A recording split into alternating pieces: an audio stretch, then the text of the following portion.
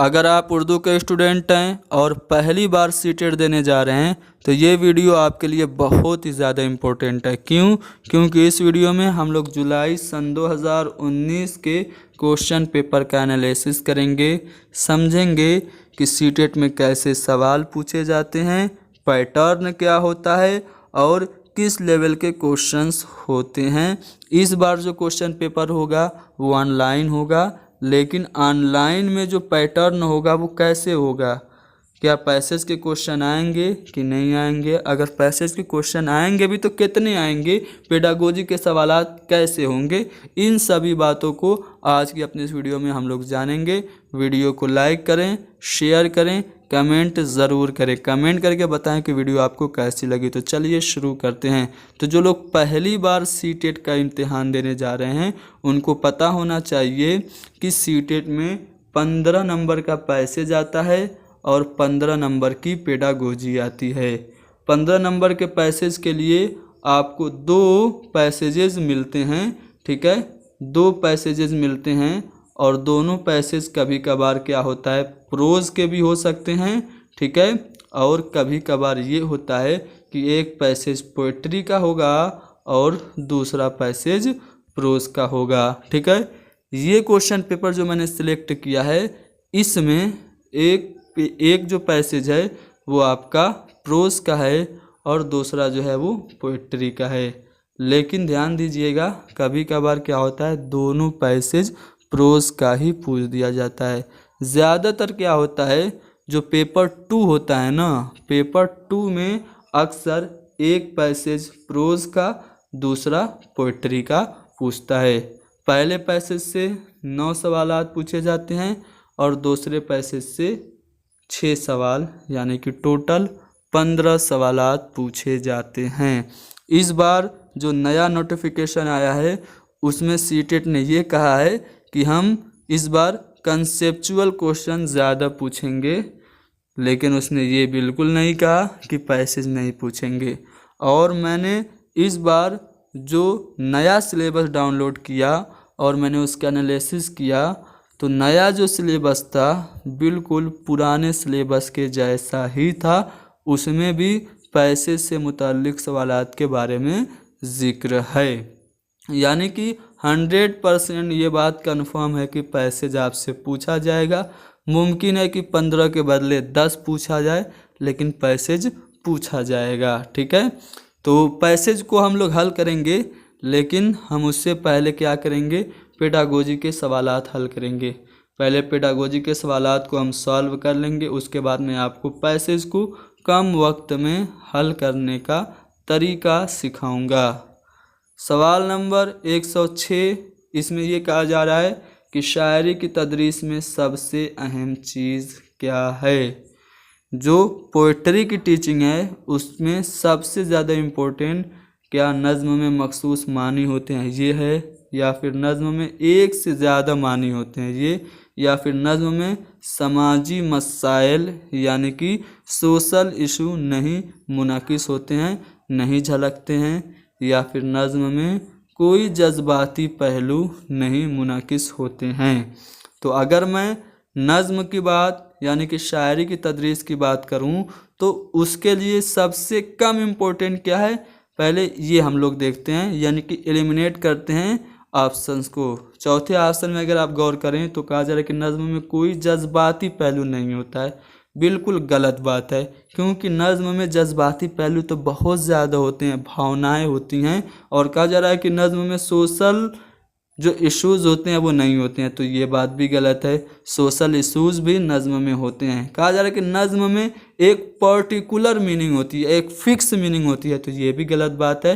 क्योंकि नज़्म में एक से ज़्यादा मानी होते हैं, ठीक है। नज़्म एक ही कोई भी बंद होता है, कोई भी दोहा होता है, उसकी अलग अलग मानी होती हैं कभी कभार, ठीक है। मौका महल के मुताबिक उसका जो अर्थ है, जो मानी है, वो तब्दील होता रहता है। तो हम कह सकते हैं कि नज़्म में एक से ज़्यादा मानी होती हैं, इसीलिए शायरी की तदरीस सबसे ज़्यादा अहम है। तो यहाँ पे दूसरा वाला ऑप्शन हमारा सही हो गया। अगला सवाल जो है वो ये है कि रिपोर्ट तहरीर करने के बारे में पढ़ाते हुए एक उस्ताद तलबा में अखबार में शाये हुई रिपोर्टों के कुछ तराशे तकसीम करता है। यानी कि टीचर बच्चों को रिपोर्ट राइटिंग के बारे में पढ़ा रहा है और क्या कर रहा है, न्यूज़पेपर में जो न्यूज़ पब्लिश हुई हैं उनकी कटिंग करके, यानी कि पेपर कटिंग को वो क्लासरूम में क्या कर रहा है, डिस्ट्रीब्यूट कर रहा है, बांट रहा है। वो तलबा से इन रिपोर्टों को पढ़ने और मुशाहिदात लिखने के लिए कहता है। यानी कि जो पेपर की कटिंग टीचर ने बांटी है वो बच्चों को दे के कहता है कि इसको पढ़ो और इसको पढ़ के जो कुछ भी तुमने देखा, जो कुछ भी तुमने अनुभव किया, जो कुछ भी तुमने नोटिस किया उसको लिखो। तो क्लासरूम में तकसीम करदा अखबार के जो तराशे हैं, यानी कि क्लासरूम में जो पेपर की कटिंग बांटी गई है वो क्या है, क्या तदरीस के लिए इमदादी सामान यानी कि टीचिंग के लिए कोई सहायक सामग्री है, कोई हेल्पिंग ऑब्जेक्ट है, या फिर आमोजिश के लिए यानी कि लर्निंग के लिए कोई इमदादी सामान है, या तदरीसी आमोजिशी मवाद यानी कि टीचिंग लर्निंग मटेरियल है, या फिर तदरीसी तरीका और हिकमत अमली यानी कि टीचिंग मेथड और स्ट्रेटजी है। तो अगर क्लासरूम में ये पेपर की कटिंग बांटी जा रही है, उसे पढ़ने के लिए कहा जा रहा है और उससे मुशाहिदात लिखने के लिए कहा जा रहा है, तो ये जो पेपर की कटिंग है इनको हम तदरीसी आमोजिशी मवाद कहेंगे, यानी कि TLM कहेंगे, टीचिंग लर्निंग मटेरियल कहेंगे। शिक्षण सहायक सामग्रियां ये हैं जो पेपर की कटिंग क्लासरूम में बांटी गई हैं। अगला सवाल कि ज़बान की तदरीस के किस तरीके ने ज़बान की क्लासरूम में मादरी ज़बान के इस्तेमाल को ख़त्म कर दिया, यानी कि वो कौन सा टीचिंग मेथड है जिसमें हम मदर टंग का यूज़ नहीं करते, मातृभाषा का प्रयोग हम किस शिक्षण विधि में नहीं करते हैं। क्या वो रास्त का तरीका यानी कि डायरेक्ट मेथड है जिसे प्रत्यक्ष विधि कहा जाता है, या फिर समाई लसानी तरीका यानी कि ऑडियो लिंगुअल मेथड है, या फिर इस्तिज़राकी तरीका है, या फिर फितरी तरीका यानी कि नेचुरल मेथड है। तो जो तरीका जिसमें हम डायरेक्ट टारगेट लैंग्वेज बच्चों को पढ़ाते हैं, मादरी ज़बान का इस्तेमाल नहीं करते, यानी कि अगर बच्चों को पढ़ाना होता है तो हम APP एप्पल डायरेक्ट बच्चों को एप्पल सिखा देते हैं, उसका फ़ोटो दिखा के उसको मादरी ज़बान में ये नहीं बताते कि एप्पल को सेब कहा जाता है। तो ये जो तरीका है वो क्या है, डायरेक्ट मेथड है, यानी कि रास्त का तरीका है। तो रास्त का तरीका ऐसा तरीका है जिसमें क्लास में मादरी ज़बान का इस्तेमाल नहीं किया जाता है। तो यहाँ पे पहला वाला ऑप्शन सही हो गया। अगला सवाल ये कि ज़बान की तदरीस के दौरान उस्ताद साइंस और समाजी उलूम से मिसालें देता है। लैंग्वेज की टीचिंग टीचर कर रहा है, मान लीजिए कोई भी लैंग्वेज पढ़ा रहा है, उर्दू, हिंदी या फिर अंग्रेज़ी, लेकिन वो मिसालें कहाँ से दे रहा है, साइंस और सोशल साइंस से दे रहा है। तो इस तरीक़े कार को, इस मेथड को आप क्या नाम देंगे, साइंस और ज़बान की तदरीस क्या वो कर रहा है, या फिर दरसियात से परे जा रहा है, या फिर TPR का तरीका अपना रहा है यानी टोटल फिजिकल रिस्पॉन्स का, या फिर CLT का तरीका अपना रहा है। तो लैंग्वेज पढ़ाते हुए साइंस और सोशल साइंस का इस्तेमाल करना ये है दरसियात से परे जाना। ठीक है, टीचर को कभी कभार क्या करना चाहिए, जो किताब है, जो दरसी किताब है उस पर मरकूज़ नहीं होना चाहिए। NCF कहता है कि दरसी किताब पे बहुत ज़्यादा मुनासिर नहीं रहना चाहिए, बल्कि हमें सिलेबस से हट के भी कोई चीज़ें बतानी चाहिए, यानी कि दरसियात से परे जाना चाहिए। तो अगर लैंग्वेज की क्लासरूम में साइंस और सोशल साइंस एग्जाम्पल दिया जा रहा है तो वो टीचर क्या कर रहा है, दरसियात से परे ज़बान का वो इस्तेमाल कर रहा है। तो यहाँ पे दूसरा वाला ऑप्शन सही हो गया। अगला सवाल ये है कि ज़बान की आमोजिश के दक़ूक़ी तनाजुर का ज़ोर होता है। अब ये दक़ूक़ी तनाजुर क्या होता है इसका मतलब मैं नहीं समझ पा रहा हूँ, लेकिन अगर आप क्वेश्चन को ध्यान से पढ़ेंगे और मेरा जो क्लास है जिसमें मैंने लैंग्वेज लर्निंग एंड एक्विजिशन पढ़ाई है, उसको आप लोगों ने देखा होगा तो आंसर पा जाएंगे। ज़बान की आमोजिश से मुताल्लिक जो मैंने वीडियो बनाई है उसमें मैंने आपको कुछ पॉइंट्स बताए थे, उन पॉइंट्स को आप ध्यान में रखिए और ऑप्शन पढ़िए। पहला है गलतियां ज़बान की आमोजिशी अमल का हिस्सा हैं, यानी कि जो मिस्टेक्स हैं वो टीचिंग लर्निंग प्रोसेस का एक इम्पोर्टेंट पार्ट हैं, यानी कि जो त्रुटियां हैं वो शिक्षण अधिगम प्रक्रिया का एक अभिन्न अंग हैं। आदत डालने का अमल ज़बान की आमोजिश में मुआविन होता है। या फिर उस्ताद को चाहिए कि मुकालमों को यानी कि डायलॉग्स को याद करने और दोहराने के लिए मोटिवेट करे, हौसला अफजाई करे। या फिर जल्द अज जल्द गलतियों की इस्लाह करनी चाहिए, वरना बच्चों के ध्यान में महफूज हो जाएंगी। यानी कि अगर बच्चे गलती करें तो फ़ौरन जल्दी से उसको सही करो। तो मैंने आपको बताया था कि गलतियां जो हैं वो सीखने का एक हिस्सा है। बच्चे गलतियां करते हैं, गलतियों से ही बच्चे सीखते हैं।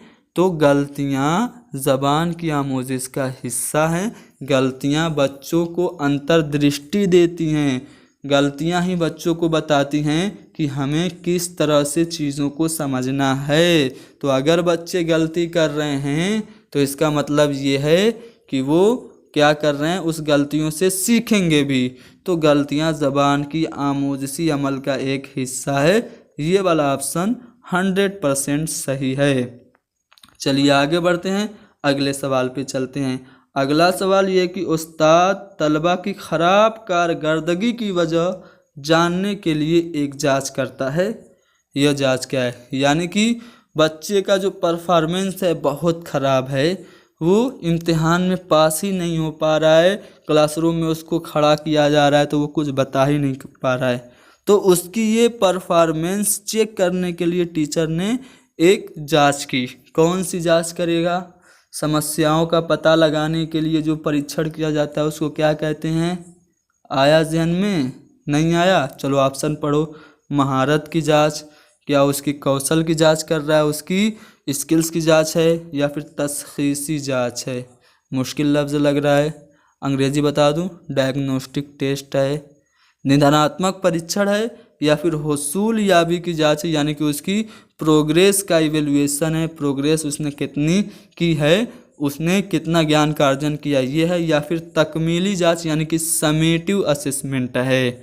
तो अगर बच्चे के परफॉर्मेंस को ख़राब होने की वजह जानने के लिए अगर हम कोई भी टेस्ट करते हैं, यानी बच्चों की कमियों को जानने के लिए जब हम टेस्ट करते हैं तो वो टेस्ट कहलाता है डायग्नोस्टिक टेस्ट, यानी कि तशखीसी जांच। और तशखीसी जांच कर लेने के बाद बच्चे को जब हम पढ़ाते हैं और उस कमी को दूर करने के लिए टीचिंग देते हैं तो इसको हम क्या कहते हैं? रेमेडियल टीचिंग यानी कि मुआलजाती तालीम कहते हैं। तो यहाँ पे आप लोगों को समझ में आ गया होगा, बच्चे की कमी को चेक करने के लिए जो जांच हो रही है उसको हम कहेंगे तशखीसी जांच यानी कि डायग्नोस्टिक टेस्ट। अगला सवाल वैसा ही है, ध्यान से पढ़ो। छठी जमात का उस्ताद ज़बान का पर्चा जांचने के बाद इस नतीजे पर पहुंचा कि तलबा की कारकर्दगी अच्छी नहीं है। लैंग्वेज का पेपर क्लास 6 का जो टीचर था उसने चेक किया, क्या पता चला? अरे बच्चे तो सारे फेल हैं। ठीक है, फिर वो दोबारा सवालनामा तैयार करता है और टेस्ट लेता है। यानी कि जब पहले देखा कि बच्चे सब फेल हो गए तो वो दोबारा सवालनामा तैयार करता है और चेक करना चाहता है कि बच्चे क्यों फेल हुए, कौन कौन से फील्ड में उनकी कमियां रह गई हैं। तो इस तरह वो क्या जांच कर रहा है? तस्कीली जांच, तकमीली जांच, तशखीसी जांच या फिर मजमूई जांच। तो वही बात फिर से हो गई। अब सवालनामा फिर से तैयार करके टीचर यही ना चेक करना चाह रहा है कि कहाँ कहाँ बच्चे की कमी है, यानी कि वो दोबारा तशखीसी जांच करना चाह रहा है। ठीक है, यानी कि डायग्नोस्टिक टेस्ट वो करना चाह रहा है। चलिए आगे बढ़ते हैं अगले सवाल पे। ज़बान का उस्ताद एक जमात के तलबा को पढ़ाने के बाद अपनी डायरी लिखता है कि ज़बान का खेल तलबा को बहुत दिलचस्प लगा और उन्होंने उसमें पूरी सरगर्मी से हिस्सा लिया, लेकिन ग्रुप 3 को मतलूबा नताइज के हुसूल में परेशानी हुई, यानी कि जो एक्सपेक्टेड जो रिज़ल्ट था वो क्लास 3 के या ग्रुप 3 के जो स्टूडेंट है वो नहीं हासिल कर पाए। देखिए टीचर है वो पढ़ा रहा है, पढ़ाने के बाद उसने अपनी डायरी में लिखा, क्या लिखा कि जो गेम था वो बच्चों को बहुत अच्छा लगा, ठीक है, सभी बच्चों ने उस एक्टिविटी में हिस्सा लिया। लेकिन जो ग्रुप 3 है ना वो उसका उतना रिजल्ट नहीं निकला जितना मैं उम्मीद कर रहा था, यानी कि मतलूबा नताइज के हुसूल में बच्चों को, ग्रुप 3 के बच्चों को कुछ मुश्किलें या परेशानियां आई। तो अगर टीचर ऐसा कर रहा है तो ये किसकी मिसाल है? जांच की है या फिर वाक़याती रिकॉर्ड की है, एहतिसाबी गौर व फिक्र की है या फिर मुशाहिदा की है। तो यहाँ पे देखिए डायरी लिखना, डायरी में बच्चों का मुशाहिदा करके, ठीक है, बच्चों को क्या क्या दिक्कत है, बच्चों ने कैसे एक्टिविटीज़ की, ये सब लिखना। तो वो क्या कर रहा है? एहतिसाबी गौर व फिक्र कर रहा है। यहाँ पे हमारा तीसरा वाला ऑप्शन सही हो जाएगा, ठीक है। आगे बढ़ें अगले सवाल पे। ज़बान का मुअस्सिर जो उस्ताद होता है, लैंग्वेज का इफ़ेक्टिव जो टीचर होता है, वो क्या करता है? तलबा को निसाबी किताबों में दिए गए तमाम सवालों के जवाब वो सिखाता है, या फिर निसाबी किताब के साथ निसाब से बाहर की चीज़ें भी बताता है। यानी कि जो सिलेबस में वो तो बताता ही है, लेकिन सिलेबस के बाहर की भी कुछ अहम चीज़ें जो रियल लाइफ से रिलेटेड हो उनको भी बताता है, या फिर सिर्फ निसाबी किताबों पर मबनी सवालनामे तैयार करता है। यानी कि सिर्फ सिलेबस की किताब पे ही बेस्ड क्वेश्चन पेपर वो तैयार करता है, या फिर मौजूदा किताब से बाहर कुछ नहीं करेगा, यानी कि जो रिकमेंडेड बुक है उसके बाहर कुछ नहीं करेगा।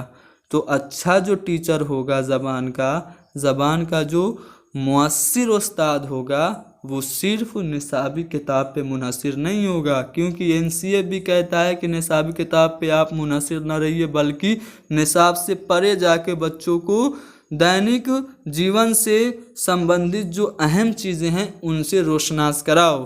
तो जो ज़बान का मुअस्सिर उस्ताद होगा वो निसाबी किताबों के साथ साथ निसाब से परे जाकर निसाब से बाहर की चीज़ें भी बताएगा। तो दूसरा वाला ऑप्शन सही है। अगला सवाल यह है कि ज़बान की आमोजिश में सबसे ज़्यादा अहम, लैंग्वेज लर्निंग में सबसे ज़्यादा इंपॉर्टेंट क्या निसाबी किताब यानी कि टेक्स्ट बुक है, माविन दरसी किताब यानी कि जो दरसी किताब में मददगार किताबें होती है वो, या फिर अदब अतफाल, या फिर सरगर्मी शीट यानी कि जो एक्टिविटी शीट होती है।